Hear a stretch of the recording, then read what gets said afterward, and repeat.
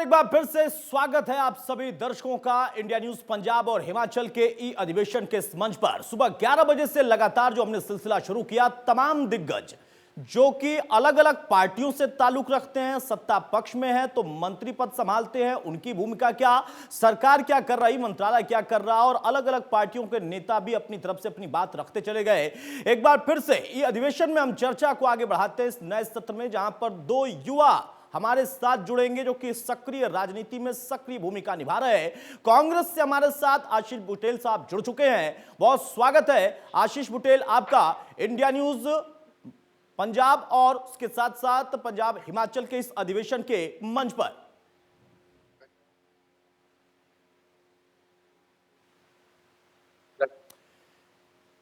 आशीष बुटेल साहब, सबसे पहला यही सवाल, अभी थोड़ी देर पहले राष्ट्रीय दोनों दल यानी जो सत्ता में है और विपक्ष में है, बीजेपी कांग्रेस की बात कर रहा हूं, उनके प्रदेश अध्यक्ष भी हमारे साथ चर्चा में शरीक हुए। नमस्कार से बात शुरू हुई और बात राजनीति तक भी आई, उस पर मैं आऊंगा। हमारे साथ राकेश जामवाल भी आपके युवा साथी बीजेपी से, वो भी जुड़ जाएंगे। लेकिन पहली प्रतिक्रिया मैं आपसे चाहूंगा, किस तरीके से हिमाचल के लॉकडाउन को आप देख रहे हैं, सरकार की भूमिका को देख रहे हैं, और आपकी पार्टी जो कि विपक्ष में है उसके सहयोग और सुझाव को देख रहे हैं? जी, मैं सबसे पहले तो आपके चैनल के माध्यम से ये बताना चाहूंगा कि सरकार की हर एक गतिविधि के साथ विपक्ष पूर्ण रूप से इस कोरोना महामारी के विरुद्ध लड़ाई के लिए खड़ा हुआ था। मैं आपसे ये बताना चाहूंगा, सीक्वेंस ऑफ इवेंट्स को भी स्पेल आउट करना चाहूंगा। 4 मार्च को जब विधानसभा सत्र लगा था, तो उस समय जब चल रहा था शिमला में सत्र, तो उस समय हमारे ही पार्टी के विपक्ष के नेता ने एडजॉर्नमेंट मोशन विधानसभा में लाया था, जिसके जरिए इसके बारे में चर्चा की बात की थी कि जो कोरोना महामारी है उसके बारे में चर्चा की बात कही गई थी। और उस समय चर्चा को अस्वीकृत करते हुए स्पीकर महोदय ने हमें चर्चा नहीं करने दी थी, एडजॉर्नमेंट मोशन हमारा खारिज कर दिया था। लेकिन उसकी सीरियसनेस शायद उसी समय हमें समझ जानी चाहिए थी, जो आज ये हाल हुआ है। उसकी सीरियसनेस शायद हम 4 मार्च को विपक्ष वो पहले ही सरकार को बताने जा रहा था। मुझे अच्छे से याद है 9 और 10 मार्च को होली थी, और जितने लोग पहले आते थे, लोगों के ज़हन में ये बात थी कि कोरोना की ये महामारी बहुत बढ़ने वाली है और ये बहुत बड़ा संकट हमारे सामने आने वाला था। तो इसके चलते भी हमने ये कोशिश की कि सरकार के सामने ये बात रखें, लेकिन सरकार ने विपक्ष को ये कहा कि विपक्ष के सुझाव ना मानकर उनको राजनीति ना करने से मना किया। फिर मैं आपको कहना चाहूँगा कि एडवाइज़री जारी हुई सरकार की तरफ से, जहाँ पर ये कहा गया कि बहुत सारे कहीं पर भी कोई किसी तरह के अधिवेशन, किसी तरह की पब्लिक मीटिंग्स नहीं होंगे, और पालमपुर में जो मेरा हलका है, उसमें भी काफ़ी ऐसी मीटिंग जिनको खारिज किया गया। लेकिन 16-17 मार्च को बीजेपी का अपना ही अधिवेशन एक हुआ, जिसको सरकार की जो एडवाइज़री जारी की थी, उसके बिल्कुल विरुद्ध उन्होंने वहाँ पर अपना एक अधिवेशन किया। और मैं तो ये भी आपके माध्यम से ये बताना चाहूँगा, और लोग जानते भी हैं कि शायद हमें विधानसभा का जो सत्र है उसको उसी समय खत्म कर देना चाहिए था जब हम लोगों ने ये बात रखी थी। लेकिन सरकार ने एक ना मानते हुए, शायद मुझे इसमें जो मध्य प्रदेश का जो फ्लोर टेस्ट 26 मार्च की तारीख को होना था, उसके इस कारण शायद इन्होंने उसका सत्र को खत्म नहीं किया और लॉकडाउन नहीं किया कि अगर लॉकडाउन हो जाएगा तो शायद मध्य प्रदेश का फ्लोर टेस्ट भी ना हो। तो मुझे ये लगता है कि इसमें राजनीति करने वाली विपक्ष की कोई भूमिका नहीं रही, सरकार की पूरी-पूरी भूमिका रही है। चलिए, यानी आप ये कह रहे हैं कि विपक्ष ने तो पूरा सहयोग भी दिया था, गंभीरता भी समझा था, तो सुझाव भी दिया था, लेकिन सरकार ने नहीं माना। अब हमारे साथ राकेश जामवाल साहब जब जुड़ जाएंगे, आप ही के युवा साथी हैं, बस सत्ता पक्ष वाली पार्टी के हैं, तो वो आपको जवाब देंगे। और हमने यहां पर जो अधिवेशन रखा है वो ई अधिवेशन रखा है। आपने कहा बीजेपी वालों ने अपना अधिवेशन करा दिया, बाकी पार्टियों को रोक दिया, तो हम तो भाई डिजिटल तरीके से सोशल डिस्टेंसिंग की पालना करते हुए ही ये चर्चा कर रहे हैं। बड़ा अहम हो जाता है आशीष बुटेला जी, जो कि मौजूदा परिस्थिति है उसमें युवाओं के लिए, हमारी पीढ़ियों के लिए ही खतरा है। मौजूदा तो खतरा है ही, उसमें आप जैसे युवा जो नेता हैं, जो कि अब आगे की राजनीति को देखेंगे और बढ़ाते चले जाएंगे अपनी पार्टियों को, और अपने तमाम लोगों का सहयोग लेंगे और उनको सहयोग देंगे, आप लोगों की भूमिका बहुत अहम हो जाती है।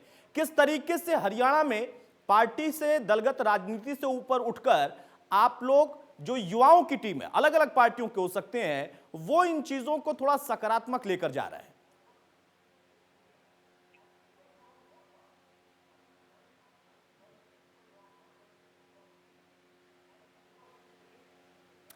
आशीष जी, मेरी आवाज आप तक जा रही है? ये आवाज आ रही है? जी जी, मेरा सवाल यही था, क्योंकि आप लोग युवा हैं, हो सकता है कोई कांग्रेस से हो, कोई बीजेपी से हो, कोई किसी और दल से हो, लेकिन आप लोगों के लिए अब बहुत ज्यादा बड़ी जिम्मेदारी है, क्योंकि राजनीति में भी कोरोना काल का यह दौर युगों युगों तक याद रखा जाएगा।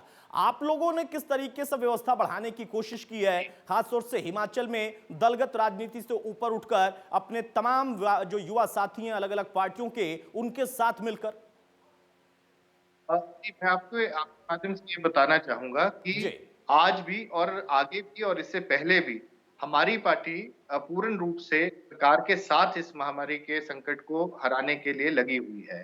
जी। ये अलग बात है कि वो क्या समझते हैं उसके ऊपर मैं ज़्यादा बयान नहीं देना चाहता हूँ। लेकिन एज़ अ युवा विधायक हिमाचल प्रदेश का मैं ये समझता हूँ हम सबको आगे आना पड़ेगा और ये छोटी-मोटी बीमारी नहीं है, छोटा-मोटा संकट नहीं है।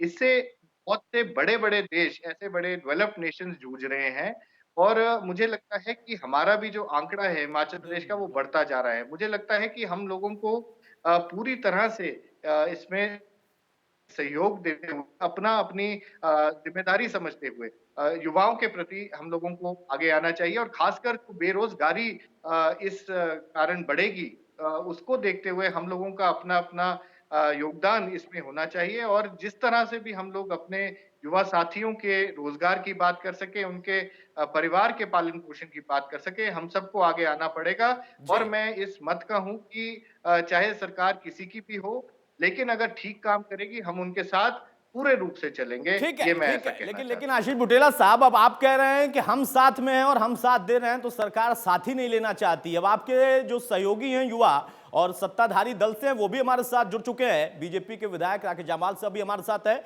बहुत स्वागत है राकेश जी आपका भी। और बुटेला साहब को तो आप सुन ही रहे थे, उन्होंने आपके आने से पहले, जुड़ने से पहले ये कहा कि हमने तो सबसे पहले सुझाया था और चेताया भी था, लेकिन सरकार नहीं चेत पाई थी। और उन लोगों ने ना सिर्फ हमारे सुझाव को अस्वीकार कर दिया, बल्कि जो खुद कहा था उसको भी वही खुद कर रहे हैं। हमें मना कर दिया अधिवेशन करने के लिए और खुद अधिवेशन कर रहे थे। आज हमारे ई अधिवेशन में आप पर आरोप भी है। जी। Hello hello. जम्वाल साहब, मेरी आवाज जा रही है अब तक?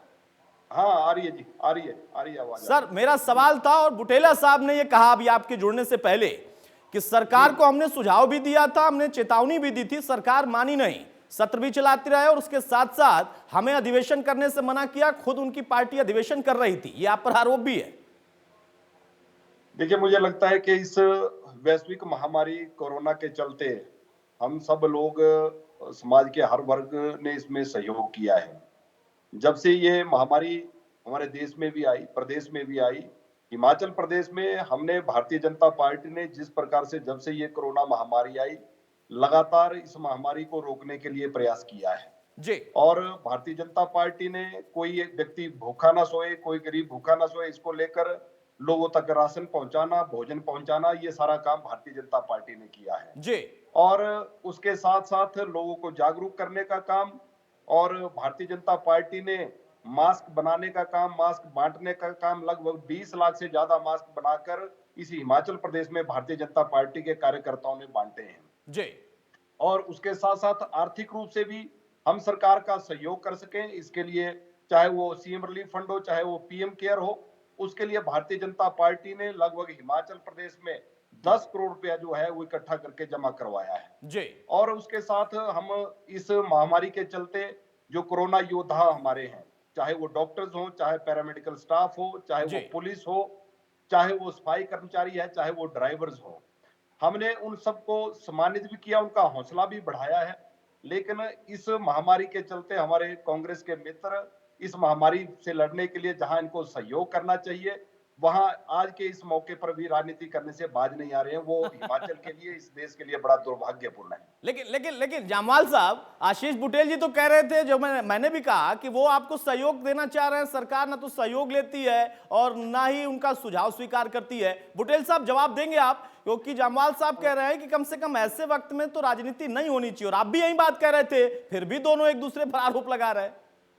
जी, मैं बिना मतलब के कोई आरोप नहीं यहाँ पर लगा रहा हूँ, और जी। इनको मैं ये बात बता देना चाहता हूँ, जिस तरह से मैंने कहा कि जो आपने बहुत अच्छे काम किया होगा, आपने राशन भी बांटा, आपने मास्क भी बनाए बांटे, बहुत अच्छा किया होगा आपकी पार्टी के लोगों ने, वो काम हम लोगों ने भी किया है। तो इस पे कोई हम लोग सब एक सामाजिक रूप से काम कर रहे थे। मुझे लगता है ये राजनीति इसमें पहली बात नहीं लानी चाहिए थी। अगर आप लाना चाहते हैं तो उसमें कोई दिक्कत नहीं, लेकिन जी।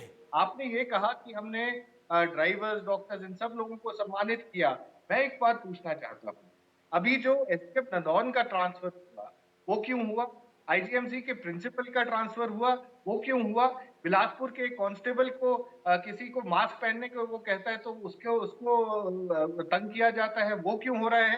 कोरोना वॉरियर्स को आप इज्जत देने के बजाय उनकी पे कट कर रहे हैं, ये क्यों हो रहा है? ये तो पहली सरकार ऐसी है जो हर चीज की अपने ही दी हुई गाइडलाइन को की धज्जियां उड़ाने पर लगी है। सबसे पहले अगर हिमाचल प्रदेश के कुछ लोग बाहर बैठे हुए थे, कुछ लोग अपने रोजगार के मसले के लिए बाहर गए हुए थे, कुछ अपने काम से बाहर गए थे, बाहरी प्रदेशों में गए थे, और आप उनको ला रहे थे। तकरीबन 5 से 10 लाख लोग मुझे ऐसा लगता है बाहर होने चाहिए। लेकिन अगर इतने लोग आपके बाहर थे और उनको हिमाचल प्रदेश में लाना था, और वो बात हमने भी कही, हम आज भी कहते हैं कि जो हिमाचली है उसको अंदर आना चाहिए, उसकी प्रॉपर क्वारंटाइनिंग होनी चाहिए, ठीक एक है। मल्टी प्रॉन्ग स्ट्रैटेजी होनी चाहिए। मैं एक चीज आपको कहना चाहूंगा, हर चीज में आपने सरकार के नियमों की धज्जियां उड़ाई। सबसे पहले आपके सांसद यहाँ पर जब हिमाचल प्रदेश के बाहर से एंटर किए गए, उससे ही सबसे पहले ये आपने जता दिया कि आप लोगों की परेशानी को ना समझकर सिर्फ अपने सांसदों की ठीक है, परेशानी, चलिए अब अपने अब इसका एक राजनीतिक छोटा नेताओं सा की बहुत जल्दी परेशानी। जवाब ले लेते हैं, और फिर इस सत्र में मैं उसी मुख्य बिंदु पर आ जाऊंगा, बुटेल साहब और जामवाल साहब, कि युवा जो राजनीतिज्ञ हैं वो किस तरीके से आगे चुनौतियों को स्वीकार कर रहे हैं और नई दिशा में राजनीति को कहां लेकर जा रहे हैं। लेकिन उसके पहले जामवाल साहब बहुत छोटा सा जवाब देंगे बुटेल साहब ने जो बातें रखी। देखिए, मुझे लगता है कि हमारे विपक्ष के साथी जिस प्रकार से कह रहे हैं, जो बात इन्होंने कही, इन्होंने कांग्रेस पार्टी ने मुद्दा उठाया कि हिमाचल के बाहर जो लोग हैं उनको हिमाचल आना चाहिए। हिमाचल की सरकार ने, हिमाचल के मुख्यमंत्री जी ने इसके लिए प्रयास किया। जो लोग बसों से आ सकते थे उनके लिए बसें उपलब्ध करवाई, जो लोग ट्रेन से आ सकते हैं उनके लिए ट्रेन उपलब्ध करवाई जा रही है। लोगों को वापस लाया जा रहा है। जब लोग वापस आ रहे हैं तो ये लोग कह रहे हैं कि हिमाचल प्रदेश में कोरोना के केसेस बढ़ रहे हैं। एक तरफ कहते हैं कि लोगों को वापस आना चाहिए, दूसरी तरफ कह रहे हैं कि केसेस बढ़ रहे हैं। जो लोग महाराष्ट्र से आ रहे हैं, जो लोग कर्नाटका से आ रहे हैं, जो दिल्ली से आ रहे हैं, स्वाभाविक तौर पर वहां इस वायरस का ज्यादा प्रभाव है, और उसके चलते वहां से जो लोग आ रहे हैं उनको कहीं ना कहीं हम डिस्ट्रिक्ट में क्वारंटाइन कर रहे हैं, कहीं बॉर्डर जी। पे क्वारंटाइन किया जा रहा है, तो वो केसेस बढ़ रहे हैं। उसको लेकर भी मुद्दा उठा रहे हैं कि हिमाचल में एक तरफ तो बाहर से लोगों को लाने की बात कर रहे हैं, जब ला रहे हैं तो कह रहे हैं कि कोरोना के केसेस बढ़ रहे हैं, सरकार कर कुछ नहीं रही है। लेकिन मुझे लगता है कि ऐसे मौके पर विपक्ष को एक पॉजिटिव भूमिका निभाते हुए मतलब सरकार राकेश का जामाल सहयोग साहब, करना कहने चाहिए। का मतलब यह है कि आप भी सहयोग दे रहे हैं और सहयोग ले रहे हैं, और बुटेल साहब की पार्टी भी सहयोग कर रही है और सहयोग मैं लेने की बात भी कर रही है, लेकिन जिस फिर भी प्रकार से कोई ना मैंने कोई आरोप दोनों में लग जा रहा है। बहरहाल एक सवाल जिस जामवाल प्रकार साहब मैं से आपसे लूं, उसके बाद में बुटेल साहब के पास जाऊंगा। देखिए, आप जी दोनों जी युवा हैं और आप दोनों जी एक दो बड़े जो दल हैं राष्ट्रीय स्तर के, उनसे ताल्लुक रखते हैं। साथ ही हिमाचल में आप दोनों ही कांगड़ा मंडी, जो कि दो बड़े जिले, वहां से ताल्लुक रखते हैं, और युवा जी होने के नाते आपकी भूमिका बड़ी अहम हो जाती है। हिमाचल में युवाओं की राजनीति और आज के दौर में जब इस तरीके की परिस्थिति है, उसमें आपको किस तरीके का बदलाव खुद के लिए महसूस करना होता है या कर रहे हैं? भविष्य में आप क्या देख रहे हैं कि किस तरीके की राजनीति होगी आज की इस परिस्थिति के बाद की राजनीति? जी आ, जो वर्तमान की राजनीति है जी। उसमें आज ये कोरोना वायरस आने के कारण सारी परिस्थितियां बदल गई है। हमको अब कोरोना के साथ साथ जीवन चलेगा, हमको सोशल डिस्टेंसिंग, मास्क, ये सारी बातों का ध्यान रखना पड़ेगा। और उसके साथ साथ जैसा आपने कहा, प्रदेश में राजनीति, हिमाचल प्रदेश से बाहर लाखों की संख्या में हमारे युवा जो हिमाचल से बाहर थे अब वो वापस घर आ रहे हैं। जी। एक तो उनके रोजगार की चिंता हो जाए, इस बात को लेकर हमको विशेष ध्यान देना पड़ेगा।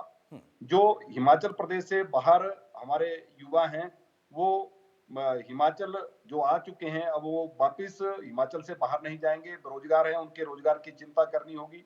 उसको लेकर उनके स्किल के मुताबिक हम एक सर्वे करवाकर उनके रोजगार की प्लानिंग करेंगे आने वाले समय में।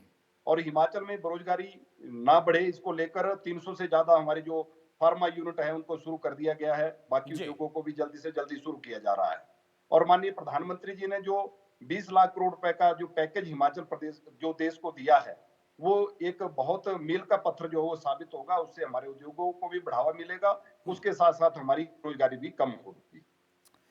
बुटेल साहब क्या कहेंगे इसी सवाल पर आप भी, और जिस दिशा में लेकर गए इस सवाल को जामवाल साहब, उनका कहना है कि भविष्य में ये चुनौतियां हैं लेकिन हमको उसी तरीके से निपटना होगा। आप भी सहमत हैं? भले पार्टी आपकी अलग है लेकिन राजनीति तो वही है। मैं ऐसा समझता हूं कि आज चाहे हमारे रास्ते अलग हो, लेकिन हमारी सबकी मंजिल एक होनी चाहिए। और जैसा राकेश जी की मैं एक बात से तो सहमत हूं कि हम लोगों को जो रोजगार है वो सुनिश्चित कराना पड़ेगा, जो लोग वापस अपने घर लौटे अपना रोजगार छोड़कर। लेकिन मैं इस चीज में भी एक बात कहना चाहूंगा कि जो यहाँ से पलायन मजदूरों का उनके अपने अपने गृह राज्यों में हो रहा है, उसे भी रोकने की जिम्मेदारी हम सबकी बनती है, हम सबकी सरकारों की बनती है। जी। और इसका पलायन अगर यहाँ से होगा, अगर यहाँ से हमारे प्रदेश से ये लोग छोड़कर अपना कामकाज छोड़कर अपने प्रदेशों में जाएंगे, तो हमारी अर्थव्यवस्था ठप हो जाएगी। ऐसा मैं समझता हूँ और ऐसा मैं मानता भी हूँ। इनको भी रोकने का हमें कोई ना कोई इसके ऊपर भी कार्य करना पड़ेगा। दूसरी बात, मैं बहुत खुलकर ये बात कहता हूँ कि कांग्रेस पार्टी, हम लोग सब सरकार के साथ है। अगर सरकार अपना जो भी कार्य करे वो खुले होकर करे और खुल के बताए कि क्या करने जा रही है। मैं आपको एक उदाहरण के रूप में कहना चाहूंगा, मुझे बहुत अच्छा लगेगा कि सरकार ने जो अभी पैसा इकट्ठा किया है, पहले तो ये बताए कि सरकार की इस कोविड महामारी के चलते क्या बजट की पेशकश वो पूरे प्रदेश के लिए रखती है। दूसरी बात, जो कोविड में पैसा इकट्ठा किया है, कोविड फंड के नाम पर जो पैसा इकट्ठा हुआ है, उसको अगर वो ठीक ढंग से खर्चेगी, हम सरकार के साथ हैं। खर्चने का ये मतलब नहीं कि आपने 17 मोबाइल अपने नोडल अफसर को लेकर दे दिए। आप ऑस्टेरिटी के क्या पॉसिबिलिटीज करेंगे वो आपके सामने आपको बताएं। पूरे देश को पता होना चाहिए, पूरे प्रदेश को पता होना चाहिए। आप ट्रांसपेरेंसी हर चीज में अपनाएंगे, हम आपके साथ हैं। सबसे पहला मुद्दा हमारे हिमाचल प्रदेश की युवाओं के साथ जो बेरोजगारी इनको इधर फैलेगी, इनको रोजगार देने का होना चाहिए। और किस तरह से देना सरकार सुनिश्चित करे, हमारे भी सुझाव लें। ये ना सोचे कि विपक्ष अगर कोई सुझाव देता है तो वो राजनीति करता है। हम इस माहौल में राजनीति नहीं करना चाहते। बुटेल साहब इसका मैं चाहूंगा बड़ा जल्दी से जवाब हो जाए एक जामवाल साहब से। जामवाल साहब, आपने सवाल सुन लिया। आप अच्छी राजनीति करिए, आपको अच्छा विपक्ष मिलेगा। और उन्होंने ये कहा कि आंकड़े बता दीजिए तो और अच्छा रहेगा। पैसा कितना आया, खर्च कितना होगा, बजट कितना लाएंगे, ट्रांसपेरेंसी दिखाएंगे नहीं दिखाएंगे? मैं जिस बात की चर्चा कर रहा हूं कि विपक्ष आज के इस वातावरण में, आज इस महामारी के चलते भी राजनीति कर रहा है। मैं तो इनसे यही पूछना चाहता हूं कि जैसा मैंने कहा कि भारतीय जनता पार्टी ने, चाहे वो पीएम केयर हो, चाहे वो कोविड फंड हो, उसके लिए 10 करोड़ रुपया हिमाचल प्रदेश में इकट्ठा करके वो उसमें जमा किया है। आज कांग्रेस के लोग हिसाब मांग रहे हैं, लेकिन मैं इनसे भी पूछना चाहता हूं कि आपने भी पीएम केयर के लिए, कोविड फंड के लिए, कांग्रेस पार्टी ने, विधायकों ने तो सबने अपनी सैलरी दी है। 30% जो है एमएलए की सैलरी से काटा जाएगा 1 साल तक। लेकिन उसके साथ साथ हमने पब्लिक से भी, समाज से भी पैसा इकट्ठा किया है। मैंने आंकड़ा दिया कि भारतीय जनता पार्टी ने 10 करोड़ रुपया इकट्ठा करके पीएम केयर और कोविड फंड के लिए जो है वो दिया है। तो कांग्रेस पार्टी ने भी कहीं ऐसा कोई कंट्रीब्यूशन दिया है? मैंने आंकड़ा दिया कि 20 लाख मास्क बनाकर हमने हिमाचल प्रदेश में लोगों को बांटे हैं। हमने गरीबों के लिए राशन दिया है, भोजन दिया है। कहीं पर इनके पास किसी प्रकार का कोई आंकड़ा है? हर बात को लेकर राजनीति करना ये अच्छा नहीं है। ये सहयोग करें, सहयोग करेंगे तो हम मिलकर इस महामारी से जरूर विजय हासिल करेंगे, ऐसा मेरा मानना है। लेकिन आज के इस अवसर पर राजनीति ना करें, ऐसा मेरा निवेदन कांग्रेस के मित्रों। बुटेल साहब, जामाल साहब कह रहे हैं और उन्होंने बता दिया, पार्टी स्तर पर, सरकार के स्तर पर विधायकों का उन्होंने जिक्र किया, उसमें आपकी पार्टी के भी विधायकों का जिक्र कर दिया उन्होंने, क्योंकि विधायक का अलग ही हो जाए, पार्टी स्तर की व्यवस्था अलग हो जाती है। तो उन्होंने तो ट्रांसपेरेंट पूरा आंकड़ा रख दिया आपके सामने, फिर भी आप कह रहे हैं छिपा रहे। नहीं, मैं ये कहना चाहता हूं कि जहां पर ट्रांसपेरेंट आंकड़ा ये नहीं है कि आप हमें ये बताना चाहते हैं कि कितना पैसा आप लोगों ने डोनेट किया है। ट्रांसपेरेंट आंकड़ा ये है कि आप जो खर्चा कर रहे हैं। मैं एक एग्जांपल के रूप में कहना चाहता हूं कि कोविड फंड का जो आप इस समय दुरुपयोग सरकार कर रही है, वो सरकार को नहीं करना चाहिए। सैनिटाइजर की कीमत 50 रुपए, उसको 130 रुपए का आप सेक्रेटेरिएट में बेच रहे हैं, वो सरकार को नहीं करना चाहिए। इस समय आपको पैसे बचाने की जरूरत है। आपको 17 मोबाइल 1 लाख रुपए के खरीदने की कोई जरूरत नहीं थी। अभी तक मैं आपके चैनल के माध्यम से एक और बात कहना चाहूंगा। जी। हिमाचल प्रदेश में अभी तक भी जो राशन किसी को भी दिया गया है, एटलीस्ट मेरे यहाँ पर डिस्ट्रिक्ट में, उसमें सबसे ज्यादा भागीदारी जो है वो समाज के हर एक दानी सज्जन की है, और उनका मैं आपके चैनल के माध्यम से धन्यवाद करता हूँ। लेकिन अभी तक 2 महीनों में समाज के हर एक वर्ग ने अपनी जिम्मेदारी समझी है, लेकिन इस सरकार ने नहीं समझी। मैं राजनीति नहीं कर रहा, लेकिन एक भी ये बता दें कि अगर एक भी पैसा अभी तक सरकारी डिजास्टर मैनेजमेंट से इन लोगों ने अभी तक राशन के रूप में किसी को वितरित किया है। मैं जैसा पहले भी कह रहा था, यहाँ से पलायन हो रहा है मजदूरों का हिमाचल प्रदेश से। हमारी जिम्मेदारी थी, आप सबकी जिम्मेदारी थी, सरकार की जिम्मेदारी थी कि उनको रोकते और उनको यहाँ से ना जाने देते। अब वो लोग वापस आएंगे नहीं आएंगे किसी को मालूम नहीं। अभी भी मौका है, अभी भी सरकार संभल सकती है। ठीक है बुटेल साहब, जामवाल साहब ने जो बात कही, आप कह रहे हैं कि आंकड़ों को भी वो अलग तरीके से प्रस्तुत कर रहे हैं, खर्च कितना हुआ ये बता नहीं रहे, इकट्ठा करके दे दिया, इसका हिसाब दिया जा रहा है। जामवाल साहब क्या कहेंगे बहुत जल्दी से? और उसी में एक सवाल और जोड़ता हूं। राजनीति की बात बार बार आ रही, और आप चूंकि दोनों ही एक ऐसे राष्ट्रीय दलों से जुड़े हुए हैं जो कि अपने आप में सिर्फ एक प्रदेश तक सीमित नहीं है, यहां पर वो कुछ आपसे डिमांड कर रहा है और उन्हीं की पार्टी किसी और प्रदेश में सत्ता में है तो वहां आप कुछ डिमांड कर रहे हैं। नहीं ऐसा लगता कि हाँ वाकई राजनीति के तरीके से ही चल रही, वो भले ही युवा राजनीतिज्ञों के जरिए ही क्यों ना आगे बढ़ रही? देखिए, ऐसा है, जिस प्रकार से इन्होंने कहा कि आज 50 रुपए का सैनिटाइजर महंगा खरीदा गया, 17 मोबाइल खरीदे गए, मुझे लगता है कि इन छोटी बातों को इतना बड़ा संकट इस देश में प्रदेश में आया है। कहीं ना कहीं गलती चाहे किसी अधिकारी से हो चाहे किसी कर्मचारी से हो। प्रदेश सरकार ने नोडल ऑफिसर जो लगाए उनके लिए मोबाइल खरीद कर दे दिए, इसको लेकर भी बहुत बड़ा मुद्दा बना रहे हैं। मात्र 2 लाख रुपए के वो मोबाइल हैं जी। लेकिन आज मैं बार बार जिस बात का जिक्र कर रहा है, ये हिसाब तो मांग रहे हैं, लेकिन इनका कंट्रीब्यूशन कितना है? उन्होंने कहा कि समाज के हर वर्ग ने, चाहे वो राशन की बात थी, चाहे वो भोजन खिलाने की बात थी, चाहे वो कोविड फंड में पैसा देने की बात हो, समाज ने बहुत बड़ा सहयोग किया है। लेकिन मैं बतौर कांग्रेस पार्टी के नेता उनसे पूछना चाहता हूं कि कांग्रेस पार्टी ने इसके लिए कितना सहयोग किया है? और दूसरी बात जो उन्होंने कही कि हिमाचल प्रदेश से जो मजदूरों का पलायन हो रहा है, हिमाचल प्रदेश में इस कोरोना वायरस के चलते लगभग 2 महीने में कहीं पर ऐसी घटना देखने को नहीं मिली कि कोई प्रवासी मजदूर भूखा सोया हो। हर प्रवासी मजदूर को भोजन की चिंता की है, पार्टी ने भी चिंता की है, सरकार ने भी चिंता की है। मुफ्त राशन जो है उन लोगों को बांटा गया, और हमने प्रयास किया है कि मजदूर यहाँ से ना जाए ताकि हिमाचल में आने वाले समय में यहाँ की प्रगति के ऊपर किसी प्रकार का असर पड़े। लेकिन आज इस कोरोना वायरस की दहशत के चलते हर व्यक्ति अपने घर जाना चाहता है। जिस प्रकार हिमाचल के लोग बाहर से यहाँ हिमाचल आ रहे हैं, चाहे वो गोवा था, चाहे वो महाराष्ट्र था, चाहे वो कर्नाटका हो, चाहे दिल्ली हो, हमारे लोग भी वहां पर कामकाज की दृष्टि से वहां पर गए थे, नौकरी पेशे के लिए वहां गए थे। जब वो लोग भी वापिस आ रहे हैं, हम उनको लाने की व्यवस्था कर रहे हैं। उसी प्रकार से हिमाचल में भी जो मजदूर हैं, वो भी जिन प्रदेशों से संबंध रखते हैं, चाहे वो उत्तर प्रदेश हो, चाहे वो बिहार हो, वो भी अपने अपने प्रदेश जाना चाहते हैं। सरकार उनकी भी मदद कर रही है, उनको भी किसी प्रकार से। चलिए, यानी आप जो बात जामवाल साहब कह रहे हैं कि विपक्ष कहता तो है कि हम राजनीति नहीं कर रहे हैं, लेकिन असल में छोटी छोटी बातों को मुद्दा बनाकर यही कर रहा है। बुटेल साहब जवाब देंगे। और एक उदाहरण का जिक्र आपने किया था, एक उदाहरण मैं भी दे देता हूं, हालांकि इस प्रदेश का नहीं है, लेकिन आप लोग उन तमाम पार्टियों से जुड़े हैं तो उदाहरण आने जाइए अलग अलग राज्यों से भी। उत्तर प्रदेश में प्रियंका गांधी ने कहा 1000 बसें तैयार है। बवाल मचा हुआ है कि भाई जो नंबर दिए गए कि ये 1000 बसें हैं, वहां पर कुछ स्कूटर के नंबर हैं और कुछ स्कूटी के नंबर और बाइक के नंबर हैं। तो ऐसा तो नहीं कि कुछ इस तरीके से भी सुझाव दिए जा रहे हैं, साथ देने की बात कही जा रही, लेकिन जमीन पर कुछ और है, ये आरोप लग रहा है सत्ताधारी दल की तरफ से। मुझे ऐसा लगता है कि सत्ताधारी दल के पास अब कुछ करने को है नहीं, तो आरोप पे आरोप, झूठे आरोप लगाने के हर चीज पे वो कोशिश करेंगे। मैं सिर्फ बात करना चाहूंगा हिमाचल प्रदेश की। हिमाचल प्रदेश में जो इन्होंने कहा कि हम लोग सबको खाना दे रहे हैं, भोजन दे रहे हैं, मैं ये भी बताना चाहूंगा जो पीएम केयर्स फंड में पैसा दिया है वो बहुत से लोगों ने ऐसे ने भी दिया है जो कांग्रेस का समर्थित लोग हैं, जो कांग्रेस के प्रति अपनी आस्था रखते हैं। तो वो हिंदुस्तान के लिए, भारतवर्ष के लिए पैसा दे रहे हैं, वो किसी राजनीतिक पार्टी को देखकर पैसा नहीं दे रहे हैं, नंबर एक। नंबर दूसरा, अगर हम लोग ये कह रहे हैं कि हम हर चीज में आप यही कहेंगे कि राजनीति करें, आप अपने अकाउंट्स क्यों नहीं खोलते?